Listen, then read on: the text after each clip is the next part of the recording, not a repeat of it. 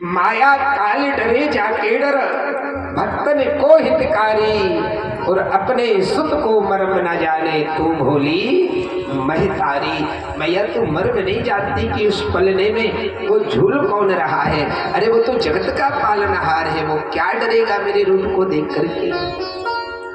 यशोदा बोली, हे बाबा, जगत का पालनहार किसी मंदिर में मिलेगा? हाँ तेरे को, मेरे पलना में कोई जगत का पालनहार नहीं है।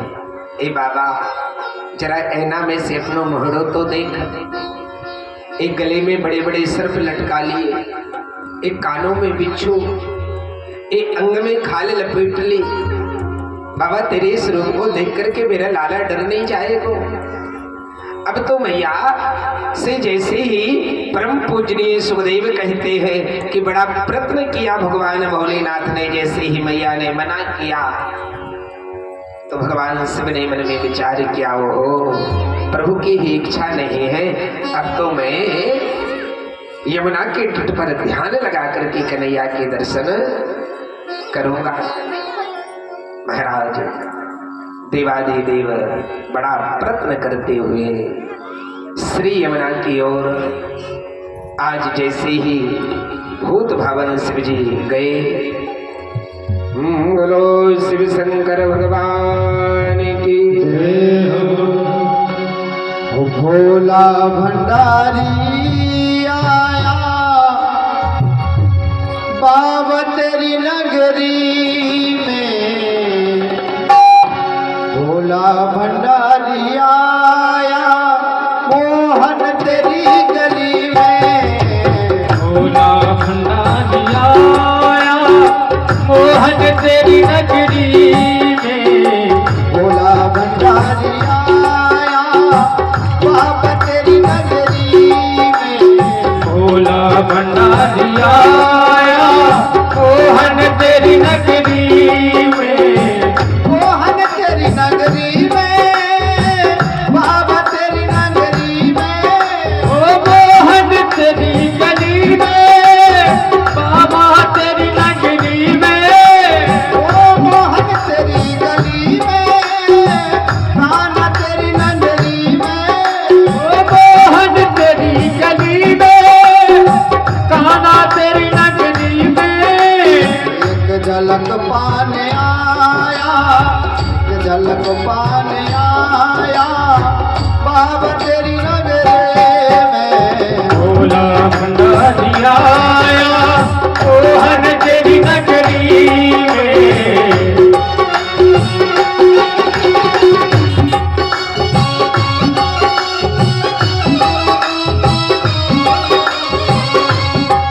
बोलो शंकर भगवान की जय हो।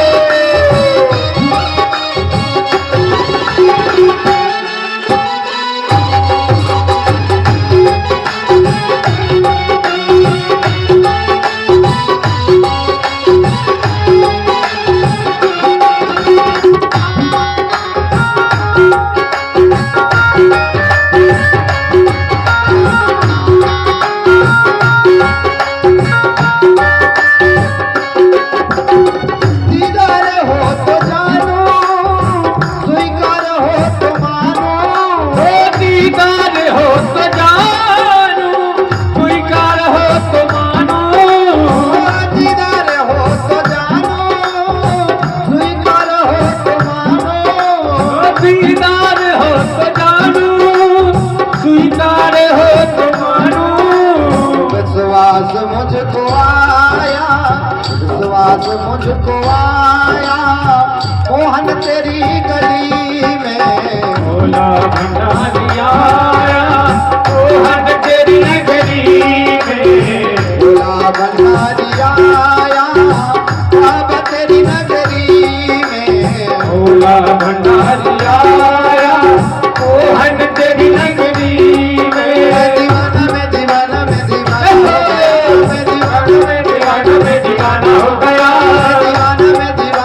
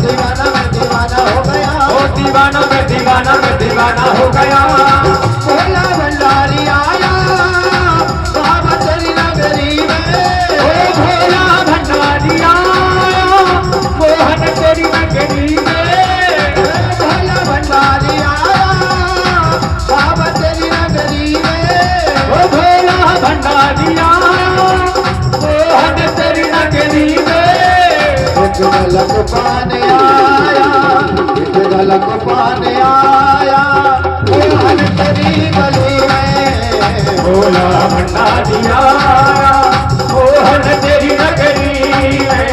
भोला भंडारी आया मोहन तेरी गली में। बोलो शिव शंकर भगवान की जय हो। श्री सुखदेव कहते हैं आज प्रणकेश्वर महादेव जैसे ही यमुना के तट पर पहुंचे,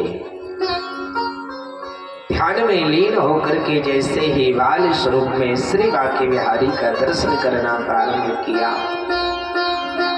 कन्हैया तो महाराज जो पल्ले में लेटे हुए थे रोना प्रारंभ कर दिया। कन्हैया यशोदा मैया बार बार पलना झुलावे, खेलने को कोई खिलौना दे, बढ़िया सी लोरी सुनावे, लेकिन कन्हैया है कि चुप होने का नाम नहीं लेते। हाँ, एक ब्रज की बूढ़ी मैया दौड़ी दौड़ी आई, पूछा हो यशोदा कहा भयो? आज के पहले कन्हैया ने इतना कभी रोया नहीं। यशोदा कहती है बहन क्या बतलाओ, सुबह सुबह एक योगी आया था, वो योगी जब से घर से वापस गया ना तब से कन्हैया है कि चुप होने का नाम नहीं ले रहे। हाँ, तब तो वो पूर्णमासी मैया कहती यशोदा मोको तो लगे कि वो योगी कोई जादू कर गए हो। हाँ, जल्दी से उस योगी को लौटा करके बुला करके ला। जब तक वो योगी कन्हैया को झाड़ेंगे नहीं तब तक कन्हैया चुप होने वाले नहीं है। दौड़ी ब्रज की गोपी, जिस तरफ भगवान शिव योगी के रूप में गए हुए थे, देखा ओहो यमुना के तट पर वही बाबा जी बैठे हुए हैं। एक गोपी ने तो भगवान शिव जो समाधि में विराजे थे ना, भोलेनाथ का कधा पकड़ के ही हिला दिया। ए बाबा कहा कर रहे हो, जरा जागो तो सही। भगवान शिव समाधि से जागे तो गोपी हाथ जोड़ करके कहती है चल रे बाबा नंद भवन को मैया तो ही बुलावे, और बाग के लाल को नजर लगी है राई नौन करावे। अरे बाबा चल तो सही, यशोदा बुला रही है, बाकी कन्हैया को कुछ नजर से लग गई, जरा जाकर के झाड़ तो दो। भगवान शिव ने गोपियों का सुंदर भाव देखा, पहुंचे नंद भवन में। जैसे ही पलने के पास पहुंचे चमत्कार हो गया महाराज। आज जैसे ही भोलेनाथ कन्हैया के पलने के पास पहुंचे ना, जो कन्हैया गला फाड़ फाड़ करके रो रहे थे, जैसे ही भगवान शिव को देखा हमारे बांके बिहारी सरकार मंद मंद मुस्कुराने लगे। हाँ, यशोदा कहते हैं बाबा तू तो बड़ा जादूगर है, तेरे आते ही कन्हैया ने रोना बंद कर दिया। विचार करो भैया, बड़ी सोचने योग्य बात है। एक भगवान शिव जी भी, शंकर जी भी भगवान है ना, और कन्हैया भी भगवान है। एक भगवान दूसरे भगवान को सम्मान दे रहे हैं। एक भगवान दूसरे भगवान को आदर दे रहे हैं। लेकिन भैया हम लोगों के जीवन में कितनी बड़ी कमी है। हाँ, हम लोग हैं कि एक दूसरों की टांग खींच रहे हैं, यही हो रहा है ना जीवन में।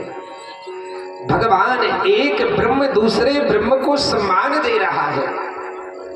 जो व्यक्ति अपने से सामने वाले को सम्मान देगा महाराज, वो तो संसार में आपके आप पूजनीय हो जाएगा।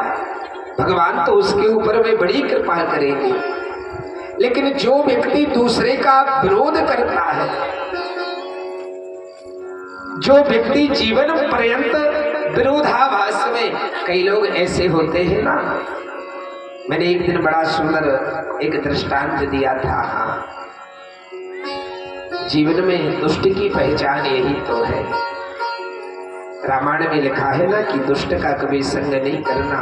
अब बोले भैया वो दुष्ट कौन है, हम लोग कैसे पहचाने, हमको किसकी संगति में नहीं रहना है। बोले भैया जो पीठ पीछे किसी की झूठी बात मिलाए, जो गांव में पार्टियां बनवाए, जो गांव में एकता ना होने दे, वही तो दुष्ट है। दुष्ट की यह पहचान है।